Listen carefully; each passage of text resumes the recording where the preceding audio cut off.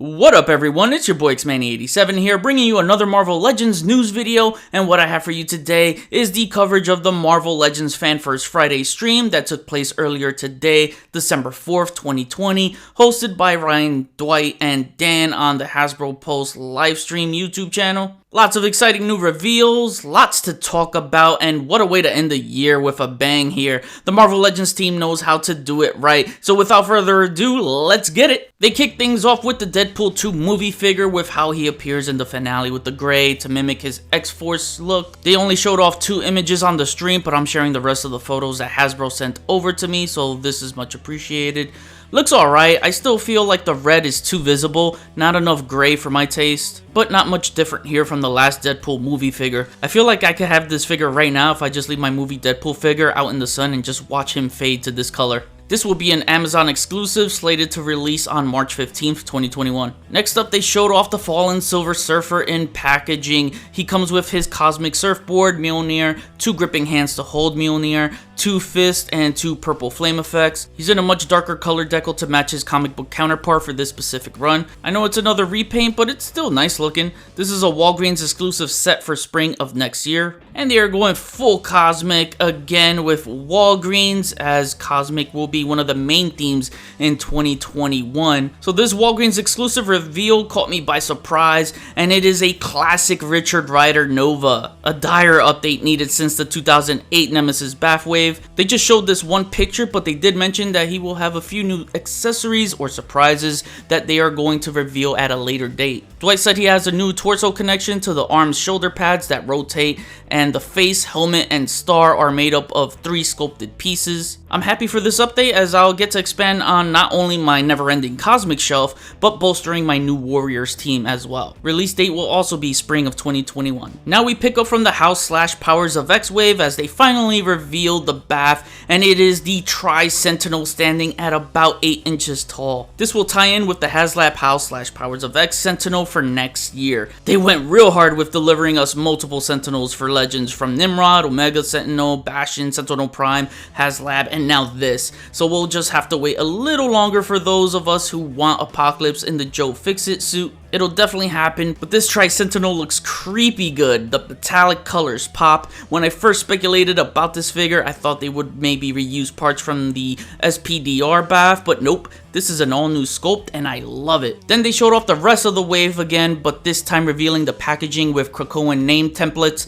and some new accessories. First up, we have Moira Mctaggart sporting 2 different looks. Could have sworn they said she would have 3 looks back at PulseCon, but as you can see, the swappable parts to display her casual and work looks. It includes the lab coat, new textbook, and alt head with glasses. Dwight said there will be more civilians for us to mix and match, so I look forward to that. I'm curious how the retro MJ head will look on this. For Professor X, they showed an alternate head with a telepathic ring effect and a new expression with his eyes closed. The ring effect looks so much better than, shall we say, the Brazzers effect that came with the hover chair one. Hopefully we could display this head with the one that came with the hover chair. Next up is Magneto. He will only have different sets of hands with no effects, and the Tri-Sentinel heads will be packed in. Then we have Wolverine, and he'll have an alternate head with a scruffy gray beard. The fat claws are back for this one. Happy with that choice, as these are so much sturdier than the flimsy toothpick claws. Cyclops will feature the angry optic blast expression and effect that we saw with the vintage wave one. I'm hoping they apply this for whenever they revisit the Jim Lee style, which I wish for it to be on a future retro packaging. It's much needed. Marvel Girl looks fantastic until we get to her boots. Instead of sculpting a boot for her, they painted it on top of her heels. It's like she's wearing high socks underneath those shoes. It looks very bad. Throws everything else off. I think back on how they actually sculpted a boot for the Punk Storm, but didn't give that to Gwen Stacy, so they just painted right over it. I know they do most of their renders with digital sculpting, and while I don't know how to completely do that myself, with the experience I had using similar equipment, I can imagine with all the high-level caliber of 3D sculptors they have and what they are able to do, surely someone with that kind of talent can digitally sculpt her boot in probably 10 minutes. Anyways, she'll have interchangeable hands, a ball-jointed waist for the torso, probably the first Legends female to feature this. Then she comes with a crocodile flower, which played a key part in the storyline. I'm bummed out about the boots, but knees up, she just looks fantastic. I can't argue that. Lastly, Omega Sentinel. This figure looks stunning. She has swappable arms at the elbow cut, so it's only single jointed due to that function, but I really dig the way those blasters came out. Then she comes with a classic 90s style head with an awesome looking set of hair.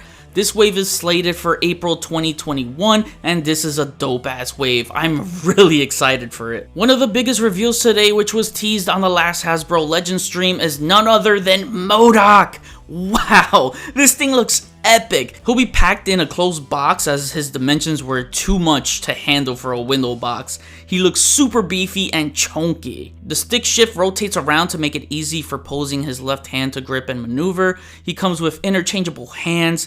With his blast effect base, he stands at about 8.5 inches tall. He rocks a little bit on the base, but not much since he would topple over easily due to being too heavy. Top heavy, that is. The best thing about this figure is that he has 2 interchangeable faceplates. I was really hoping for this, and they made it happen. One normal looking grumpy face with a closed mouth, and the other a yelling kind of expression with an open mouth. That right there already beats the Toy Biz one for me. The gold paint came out looking so good too. I'm excited for all the heavy hitting villains for next year, and there's still more to go. As the Hasbro Marvel Legends team wraps things up at the end, they give us 3 teasers and surprises us on one huge reveal within the 3. The first tease is letting us know that Cannonball will come with his legs, but they didn't say how, where, or when, but we're getting them for sure. Interested to see how they'll offer it. They finally respected my mans to give him his legs. I bet if his legs alone went up against this year's fan vote between Silk, Elektra, and Sif, his legs would have won the vote by a mile. Second tease is a completely new sculpted figure with a tail. I don't think it's Scorpion unless they do the Gamerverse one. My money is on either Blackheart, Spider-Man animated series, Lizard, and retro card packaging, or a Dragon Man in a deluxe size box, similar to the one we saw used for Modok earlier. I remember talking to Jesse Falcon at New York Toy Fair about Dragon Man, and the one issue they always faced was the packaging, so this closed box might be a solution on how we can get a Dragon Man into the Legends line. Lastly, they revealed a classic Ultron. He looks absolutely amazing. Didn't expect this today at all, but wow. All new sculpt. The Kirby crackle effect is gold here. A payable respect and tribute to the king. It's removable as well, so you can have him hold it in his hand. Don't know what other accessories he'll come with, but so far this is a great feature. We've seen Ultron before in Legends, but this is their first take on the classic look. I love it. I love it. I love it. I love it. I wonder if he's a standalone or maybe the Baf in the new villains wave. They didn't say, but sweet Christmas. What a nice Christmas gift to us fans for a reveal. Now I can finally replace my Selects version with this Legends one on my display. So now I can get back to you guys. What are your thoughts on the new reveals, and which one was your favorite? I think the classic Ultron takes the cake for me since he's a first time in the line, but man, that Modok comes close to tying it for me. Either way, we are in store for one hell of an awesome year of villains for Marvel Legends next year. Comment below, let me know, we'll chat about it. So that was my coverage. I'll have a link for pre-orders that went up today in my description below. Follow me on Instagram if you haven't already. Drop a like rating if you enjoyed the video. Hit the notification bell to know when my videos are up. Share and subscribe if you're new. See you on the next video. Peace, peace.